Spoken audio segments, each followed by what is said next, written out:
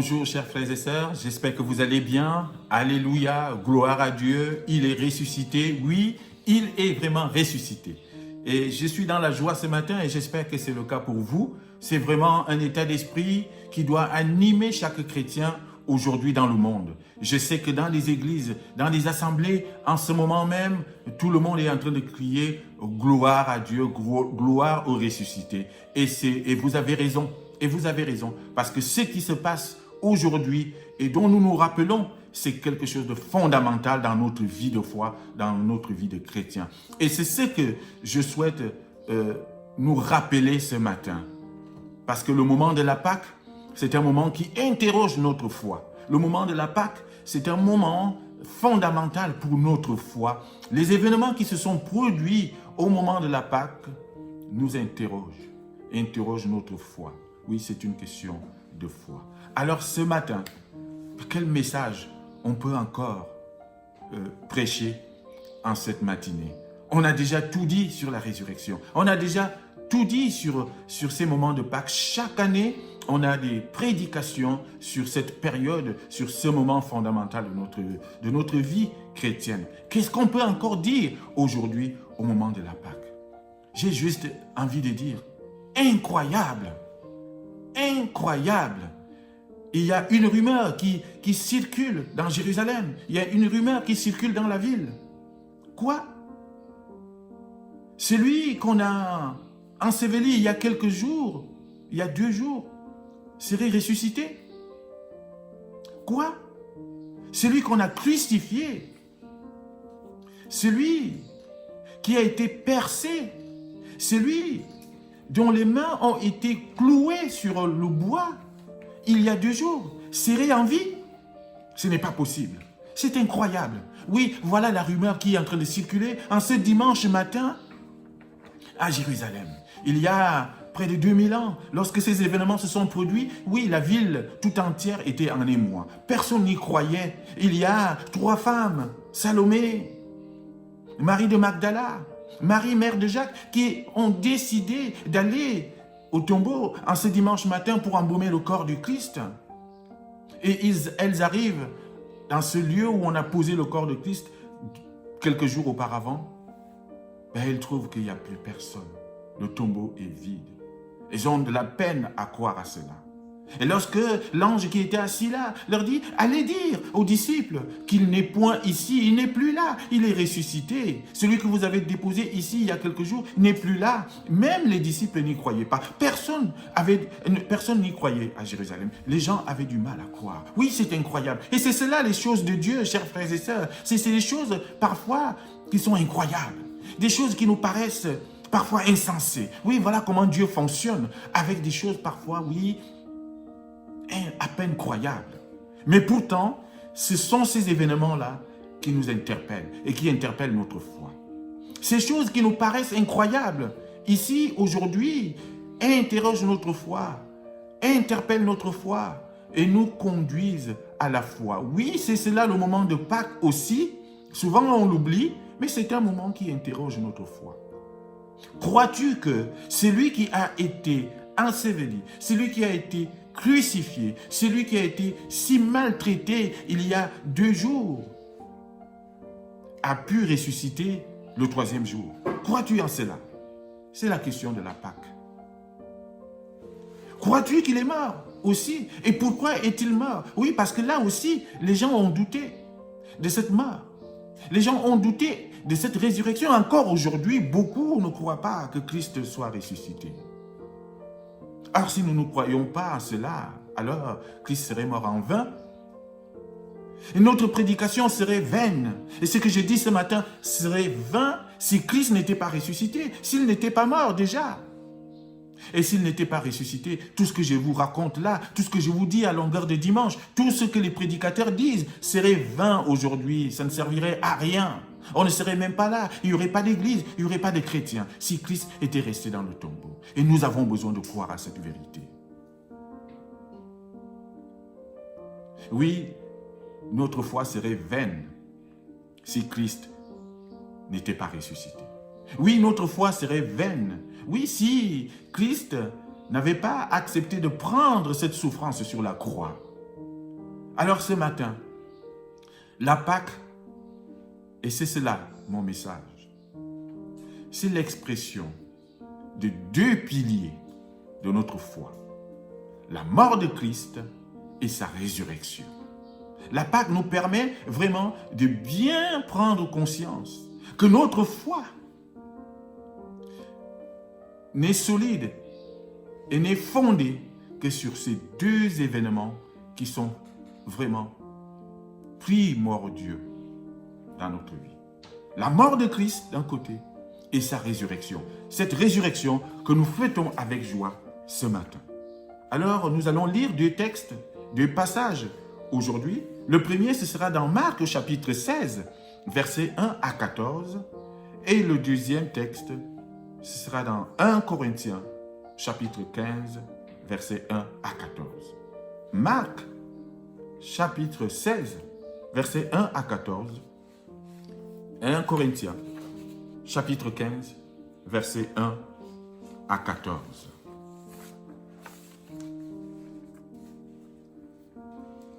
Lisons d'abord Marc au chapitre 16, versets 1 à 14. Voici ce qui est écrit.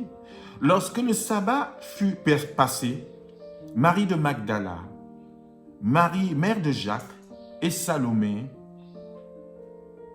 achetèrent des aromates afin d'aller embaumer Jésus.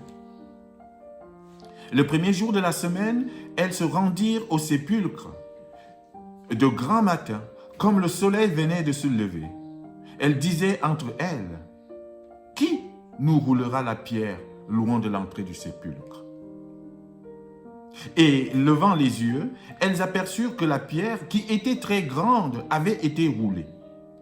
Elles entrèrent dans le sépulcre, virent un jeune homme assis à droite, vêtu d'une robe blanche, et elles furent épouvantées. Il leur dit, « Ne vous épouvantez pas. Vous cherchez Jésus de Nazareth, qui a été crucifié. Il est ressuscité. Il n'est point ici. Voici le lieu où on l'avait mis. Mais allez dire à ses disciples et à Pierre qu'il vous précède en Galilée. C'est là que vous le verrez. Comme il vous l'a dit. » Elles sortirent du sépulcre et s'enfuirent. La peur et le trouble les avaient saisies, et elles ne dirent rien à personne à cause de leur effroi. Jésus étant ressuscité le matin du premier jour de la semaine, apparut d'abord à Marie de Magdala, de laquelle il avait chassé 7 démons. Elle alla emporter la nouvelle à ceux qui avaient été avec lui et qui s'affligeaient et pleuraient. Quand ils entendirent qu'il vivait et qu'elle l'avait vu, ils ne le crurent point. Après cela, il apparut sous une autre forme à 2 d'entre eux qui étaient en chemin pour aller à la campagne. Ils revinrent l'annoncer aux autres qui ne les crurent pas non plus. Enfin, il apparut aux 11 pendant qu'ils étaient à table et il leur reprocha leur incrédulité et la dureté de leur cœur parce qu'ils n'avaient pas cru ceux qu'il avait vus ressusciter. Ça, c'est le premier passage. Maintenant, lisons dans 1 Corinthiens, chapitre 15, du verset 1 au verset 14. Voici ce que l'apôtre Paul dit aux Corinthiens. « Je vous rappelle, frères, l'évangile que je vous ai annoncé, que vous avez reçu, dans lequel vous avez persévéré, et par lequel vous êtes sauvés, si vous le retenez dans les termes où je vous l'ai annoncé. Autrement, vous auriez cru en vain. Je vous ai enseigné avant tout, comme je l'avais aussi reçu, que Christ est mort pour nos péchés, selon les Écritures, qu'il a été enseveli et qu'il est ressuscité le 3e jour, selon les Écritures, et qu'il est apparu à Céphas, puis aux 12. Ensuite, il est apparu à plus de 500 frères à la fois, dont la plupart sont encore vivants et dont quelques-uns sont morts. Ensuite, il est apparu à Jacques, puis à tous les apôtres. Après eux tous, il m'est aussi apparu à moi comme à l'avorton, car je suis le moindre des apôtres. Je ne suis pas digne d'être appelé apôtre, parce que j'ai persécuté l'Église de Dieu. Par la grâce de Dieu, je suis ce que je suis. Et sa grâce envers moi n'a pas été vaine. Loin de là, j'ai travaillé plus que tous. Non pas moi toutefois, mais la grâce de Dieu qui est avec moi. Ainsi donc, que ce soit moi, que ce soit eux, voilà ce que nous prêchons. Et c'est ce que vous avez cru. Or, si l'on prêche que Christ est ressuscité des morts, pourquoi quelques-uns parmi vous disent-ils qu'il n'y a point de résurrection des morts? S'il n'y a point de résurrection des morts, Christ non plus n'est pas ressuscité. Et si Christ n'est pas ressuscité, notre prédication est donc vaine, et votre foi aussi est vaine. Amen. Voilà les messages et les passages qui nous concernent ce matin. D'abord dans les évangiles, au chapitre 16 de l'évangile de Marc, mais aussi ici, dans cette épître de Paul aux Corinthiens. Nous voyons là que les deux passages sont liés ici par une seule question, la foi en la résurrection, la foi en la mort du Christ. C'est cela aussi le message de Pâques. Quelle est ta foi? Et sur quoi est fondée ta foi ici? La Pâque nous apprend que notre foi est fondée sur deux piliers, la mort de Christ et la résurrection de Christ. Et sur ces deux événements, on se rend compte que les gens ont douté. Les gens ont questionné cette mort déjà. Les gens ont questionné la résurrection. Et encore aujourd'hui, beaucoup de gens ne croient pas en cela. Or, nous avons besoin de croire que Christ est mort. Nous avons besoin de croire aussi qu'il est ressuscité. Et donc, le premier pilier de notre foi, sur quoi notre foi doit être fondée, c'est la mort de Christ. Et nous devons savoir que cette mort de Christ, la première chose à dire, c'est une mort qui est une réalité. La mort de Christ est une réalité. Il fallait que Christ vienne mourir. Jésus est bien mort sur cette croix. On a vu tout au long de la semaine les étapes qui ont conduit Jésus jusqu'à Golgotha, jusqu'à cette croix, la souffrance qu'il a subie, les moqueries, un procès qui n'en était pas un, une mascarade de procès. Et il va jusqu'à la mort, jusqu'à la croix. Il est bien percé par ses soldats, les mains sont percées. Et pour s'assurer qu'il est bien mort, en fait, le soldat, après que Jésus ait expiré, vient percer le côté pour être sûr qu'il est mort. Oui, il est bien mort, Jésus-Christ. Même si cette nouvelle peut nous choquer, même si cette nouvelle peut paraître comme une folie aux yeux de certains, même si cette réalité peut paraître comme une chose insensée et absurde, que le Fils de Dieu meurt. Mais c'est pourtant une réalité. Christ est bien mort sur la croix. Et c'est une réalité. Et nous ne devons pas douter de cela. Et les gens ont douté. Les gens ont remis en question cette mort. Christ est mort. Et l'apôtre Paul nous dit, mais les uns cherchent des miracles. Les Juifs demandent les miracles. 1 Corinthiens chapitre 1, verset 22 à 23. Les Juifs demandent les miracles. Et les Grecs cherchent la sagesse. Nous prêchons Christ crucifié. Scandale pour les Juifs et folie pour les païens. Mais puissance de Dieu et sagesse de Dieu pour ceux qui sont appelés tant Juifs que Grecs. Voilà la seule chose que l'apôtre Paul a pu prêcher. Le Christ crucifié. Cela a choqué. Cela était considéré comme un scandale, cela est considéré même par certains comme une folie, mais c'est une réalité. Christ est bien mort. Et il est venu pour cela. Il est venu pour ce moment de crucifixion. Et il est venu pour ce temps-là, ce moment-là qu'il a connu il y a quelques jours. Christ est bien mort. Et c'est déjà là notre foi.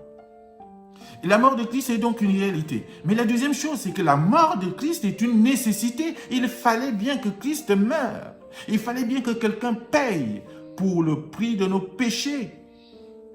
Le sang du bouc, le sang des brebis, le sang des animaux ne suffisait plus à expier les péchés du peuple, à expier nos péchés. Et c'est ce qui se passe quand vous lisez le livre du Lévitique.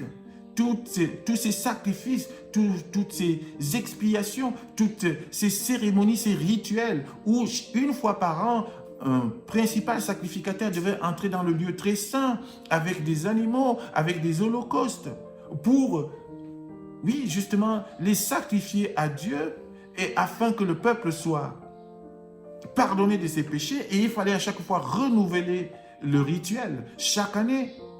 Et cela n'a pas suffi à expier totalement les péchés des hommes. Il fallait à chaque fois renouveler ce rituel. Ça veut dire que ce rituel qui consistait à expier nos péchés n'a pas suffi. Il fallait donc, à un moment donné, quelqu'un paye une bonne fois pour tout. Et cette personne qui a payé pour nos péchés, c'est Jésus-Christ. Dieu a sacrifié son Fils et il a été le sacrifice ultime, celui qui a agréé totalement le Père. Et donc, c'était une mort nécessaire. La mort de Christ était nécessaire pour que, justement, nous soyons pardonnés, que nous soyons délivrés de nos péchés. C'est lui qui a pris sur lui nos péchés. Nous devons le savoir aussi. C'est une nécessité. Le pardon de nos fautes est passé par là. Et c'est sur la croix que nous sommes pardonnés. Et nous venons de le chanter ici. Oui, la mort de Christ était une nécessité.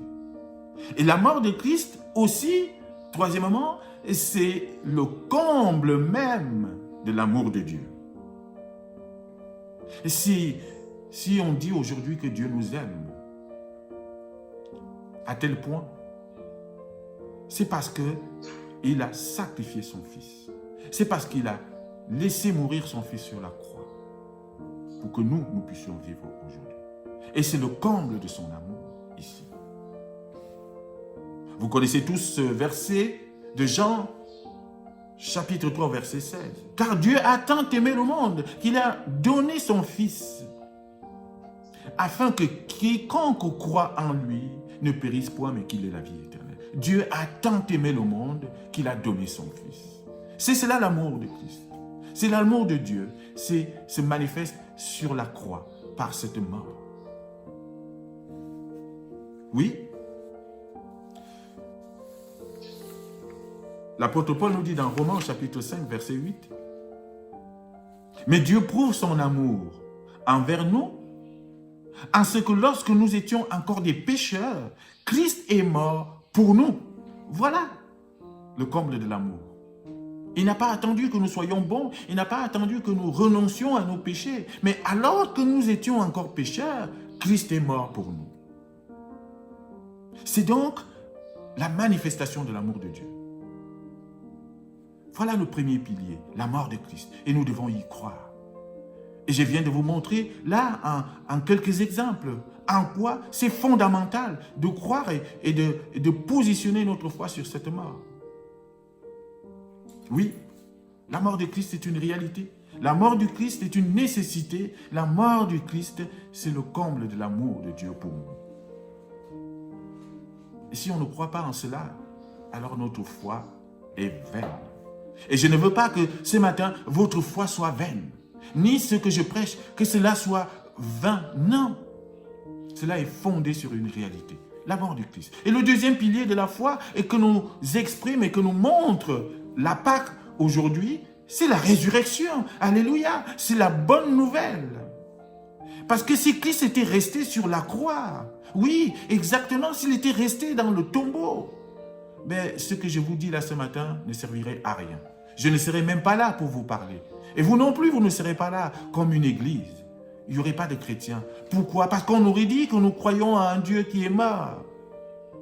Mais si aujourd'hui nous pouvons parler, si aujourd'hui il y a des églises, si aujourd'hui il y a des chrétiens, des croyants, si aujourd'hui nous manifestons notre joie, oui, c'est bien parce que Christ est ressuscité. Et cette résurrection, c'est d'abord et toujours une réalité et une vérité, quoi qu'on dise. Beaucoup de gens l'ont renié. Beaucoup de gens ont douté et doutent encore aujourd'hui de la résurrection, de la réalité de la résurrection de Christ. Et c'est bien dommage. Christ est bel et bien ressuscité. Dans les textes que nous venons de lire, on se rend compte qu'il est apparu à beaucoup de témoins. D'abord les 3 femmes, Marie de Magdala, Marie, mère de Jacques, Salomé, qui partent au tombeau ce dimanche matin. Ils trouvent le tombeau vide. Et cet ange, ce jeune homme qui est assis à l'endroit même où on a positionné le corps de Christ, leur dit, mais vous cherchez Jésus de Nazareth? Il n'est plus ici, il est ressuscité. Alléluia. Le tombeau est vide. C'est une réalité. Oui, ces femmes, ils l'ont constaté. Bien qu'ils aient pris peur, oui, bien sûr, ils ont pris peur. Peut-être même qu'elles ne croyaient pas leurs yeux, elles n'en croyaient pas leurs yeux. Ils ont pris peur, mais la réalité, elle est là. Et après cela, Jésus est apparu à Marie. Jésus est apparu à ses disciples. Jésus est apparu, la parole nous dit, à plus de 500 témoins. C'est la réalité. Et la parole de Dieu nous raconte tout cela justement pour confirmer la réalité de cette résurrection. Oui, les gens ont douté. Les Sadducéens remettent en question la résurrection des corps. Et quand l'apôtre Paul écrit aux Corinthiens ici, c'est parce que justement, certains parmi eux doutent de la résurrection des corps, parce qu'ils ont été pollués par des faux enseignants qui circulaient autour de l'église de Corinthe, qui venaient leur raconter autre chose, que les corps ne ressusciteront pas. Et il leur dit, mais si vous niez la résurrection des corps, vous niez aussi la résurrection du Christ. Or, si Christ n'était pas ressuscité, votre foi serait vaine. Et notre foi aujourd'hui ne serait fondée sur rien. Nous avons besoin de croire en la réalité de cette résurrection. Oui, nous croyons que Christ est ressuscité. C'est notre credo, c'est le fondement même de notre vie chrétienne. Et c'est pour ça que nous sommes dans la joie ce matin. C'est pour ça que nous réjouissons aujourd'hui. Christ est ressuscité. C'est une réalité vécue par des témoins oculaires. Et cela nous a été rapporté dans les évangiles et dans la parole de Dieu. Oui, la résurrection est une réalité. Christ est apparu à beaucoup de gens. Vous savez, les gens à Jérusalem racontaient une autre histoire. Lorsque justement les soldats qui gardaient le tombeau, ayant constaté que Christ n'était plus là, sont revenus voir les autorités en leur disant « Mais non, le tombeau est vide, il n'est plus là. » Qu'est-ce qu'ils ont fait? Ils ont manigancé une histoire. Ils ont concocté une histoire qu'ils allaient raconter au peuple parce qu'ils ne croyaient pas. Ils disent aux soldats, non, dites au peuple que non, ces disciples, pendant que vous dormiez, ces disciples sont venus chercher le corps. Ils ont volé le corps, ils l'ont déplacé, ils l'ont déposé ailleurs. Et beaucoup de gens ont cru à cette version jusqu'à aujourd'hui. Jusqu'à aujourd'hui. Sauf qu'on n'a jamais retrouvé ce corps depuis plus de 2000 ans. C'est bien qu'il y a quelque chose. C'est bel et bien qu'il est ressuscité. Oui, Christ est vraiment ressuscité. Et c'est pour ça que nous répétons cette parole au moment de Pâques. Il est vraiment ressuscité. Oui, la résurrection de Christ est une réalité. Et la résurrection de Christ, c'est aussi la manifestation que nous croyons à un Dieu vivant. Imaginez si Christ était resté dans le tombeau. Imaginez s'il n'était pas ressuscité. Imaginez si on en était resté à Golgotha, sur la croix. Terminé. Il est dans le tombeau, c'est fini. On a scellé le tombeau. Imaginez cela. Aujourd'hui, on ne serait pas là. Aujourd'hui, on serait des chrétiens pacotilles. Tout le monde se moquerait de nous en disant « Mais regardez-les, ils croient à un Dieu qui est mort. Ils croient à un Dieu qui est resté dans le tombeau. » Mais aujourd'hui, si nous parlons, si nous vivons, si nous avons la foi, c'est parce que Christ est ressuscité. Il est sorti vivant de ce tombeau d'une manière plus puissante. Ce qui fait qu'aujourd'hui, nous savons que nous prions un Dieu qui vit et non pas un Dieu mort. Et non pas une idole. Vous savez, les idoles, faits en bois, Et la parole nous le dit. Ils ont des yeux, mais ils ne voient pas. Ils ont des oreilles, mais ils n'entendent pas. Ils ont une bouche, mais ils ne parlent pas.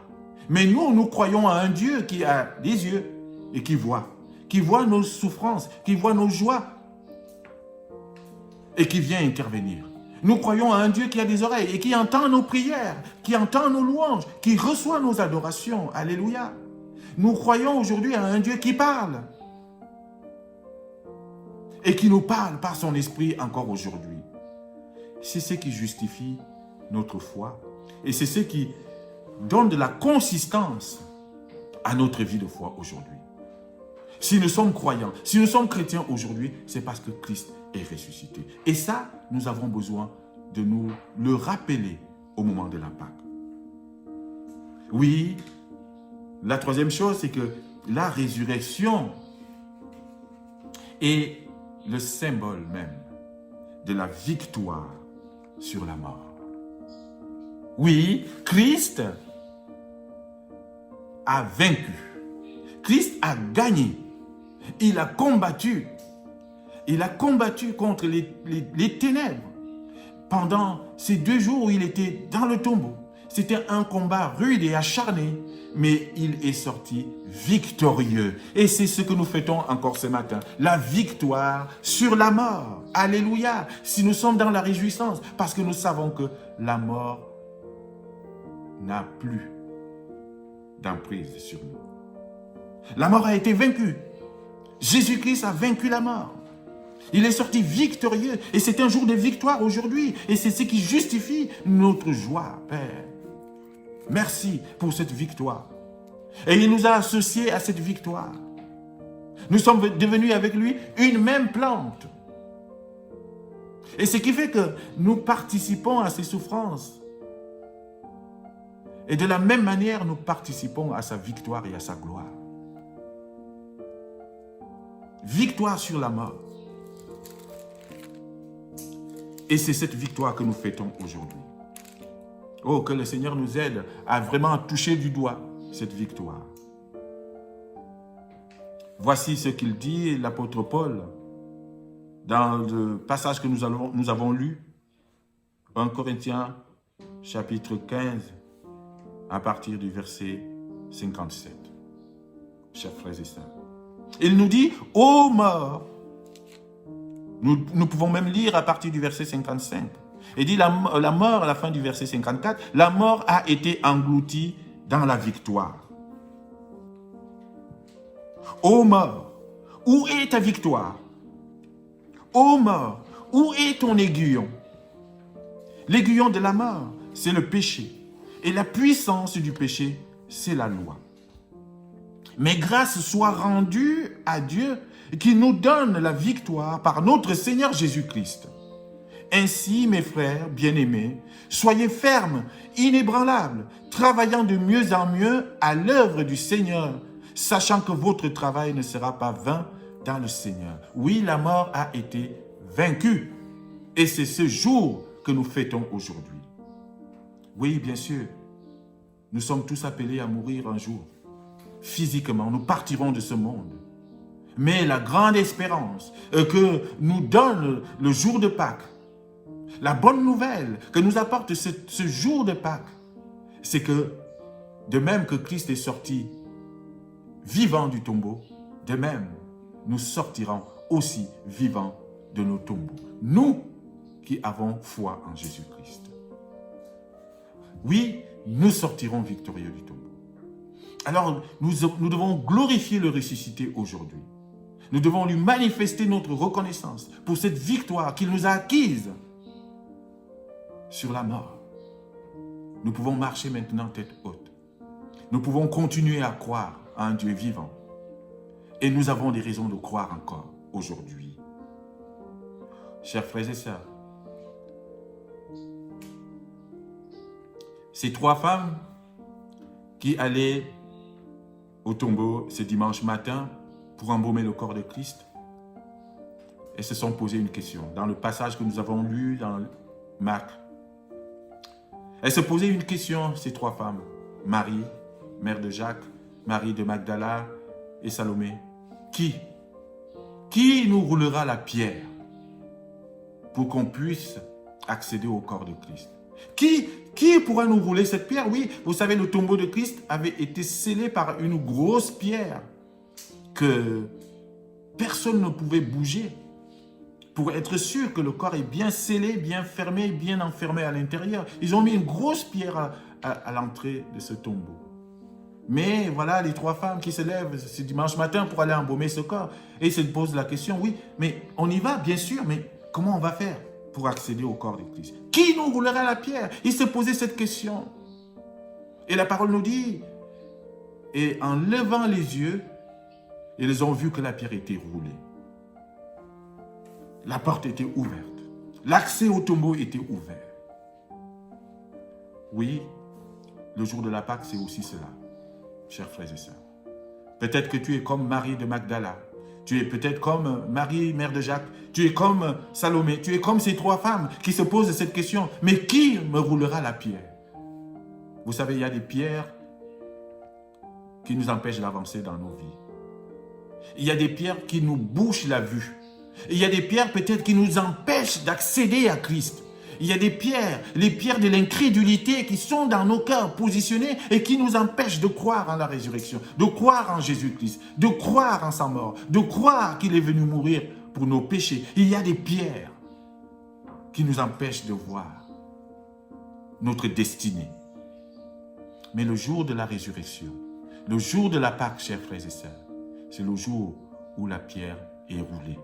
Où la pierre qui t'empêche de voir Christ, ou la pierre qui t'empêche de croire en Jésus-Christ, ou la pierre qui t'empêche de croire en ses résurrections. C'est le jour de la Pâque, c'est le jour où cette pierre est roulée, où la voie est libre, où le Seigneur Jésus-Christ dit, voici, la voie est libre, tu peux venir à moi, mon fils, tu peux venir à moi, ma fille. Crois en moi, crois que je suis vivant et que je peux intervenir dans ta vie. Oui, je prie le Seigneur Jésus-Christ aujourd'hui pour que ta pierre soit roulée.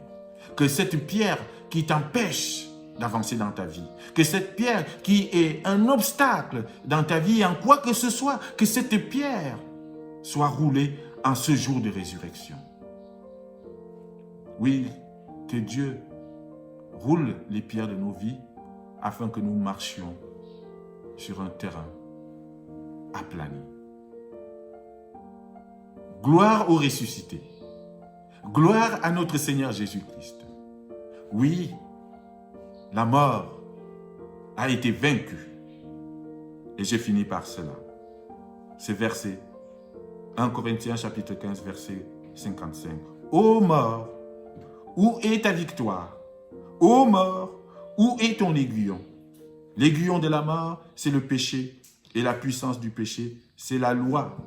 Mais grâce soit rendue à Dieu, qui nous donne la victoire par notre Seigneur Jésus-Christ. Amen.